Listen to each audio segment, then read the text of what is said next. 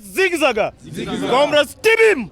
Comrades Tialala. Following pressure from all fronts on the immediate release of government funds and loans, Education CS Ezekiel Machogu finally broke the silence.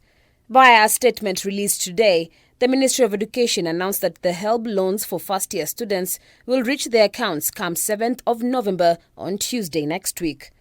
However, it is not the first time for the ministry to make such promises, a concern that has pushed students to hold strikes in various institutions demanding for an immediate release of funds. Comrades power!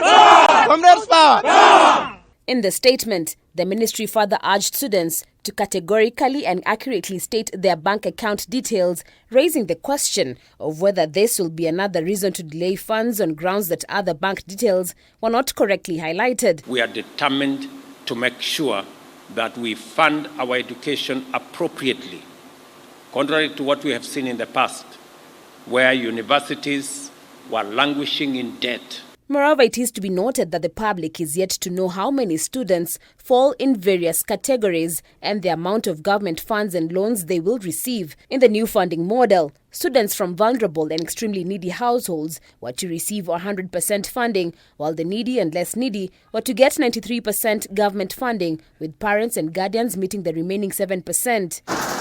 And even more worryingly, it was last week that the National Treasury Cabinet Secretary Professor Njuguna Ndung'u sought Parliament's approval for a 2023-2024 supplementary budget that saw universities get one of the largest shares of 29.31 billion shillings to cater for scholarships for first-year students in universities and colleges. The education budget last year was 545 billion.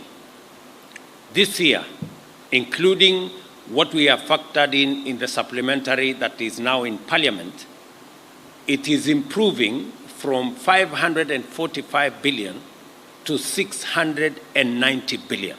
A whole 145 billion additional money for our education.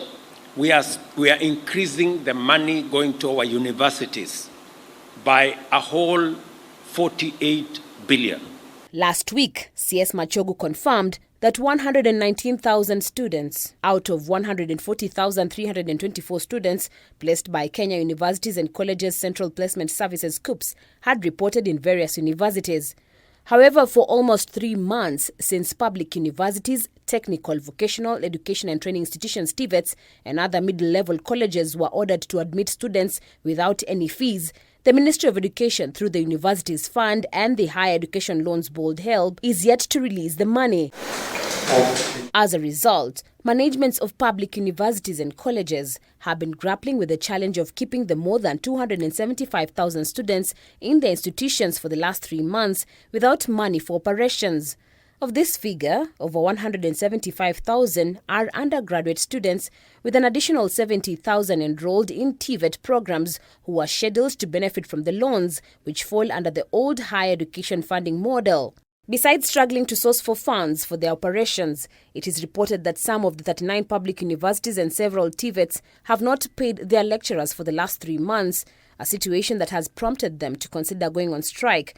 Case in point, Technical University of Kenya TUK lecturers held a demonstration last week in Nairobi City Centre to demand the release of funds to enable the university pay them their September and October salaries. The ball is now on the Ministry of Education to stay true to their vow of issuing the funds come Tuesday. Harriet Chimea, K24.